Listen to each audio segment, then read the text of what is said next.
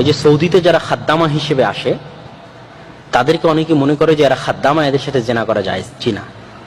এদের কাগজ পাতি দলিল সই স্বাক্ষর কোথাও তাদেরকে দাসী হওয়ার কথা লেখা নাই। তারা সবাই হর। এমনকি তারা যদি সৌদির কোর্টে কেস করে তাহলে সেই কেস আইনত গ্রহণযোগ্য কেস বলে গণ্য হবে। সেই কেসের ফাইসালা ন্যায় হোক অন্যায় হোক সেটা পরের কথা, কিন্তু তারা কেউ দাসী নয়, তারা সবাই আজাদ হর। এখন কথা হচ্ছে যে আমি সৌদি আরবকে দোষ দেওয়ার আগে আমি তো আপনাকে দোষ দিব। এরা কেন দেশ থেকে আসলো? তাদের আশা কি জায়েজ? হ্যাঁ, একজন নারী মাহরাম ছাড়া একদিনের বেশি সফর করতে পারে? সেখানে বছরকে বছর কিভাবে আরেকজনের বাড়িতে কাজ করতে পারে? এর তো শুরুটাই হারাম।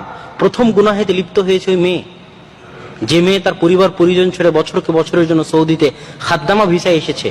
সে মেয়ে তো প্রথম গুনাহে লিপ্ত হয়েছে, হারাম কাজ করেছে। তার একদিন বাড়ির বাইরে থাকা ঠিক নয় মাহরাম ছাড়া।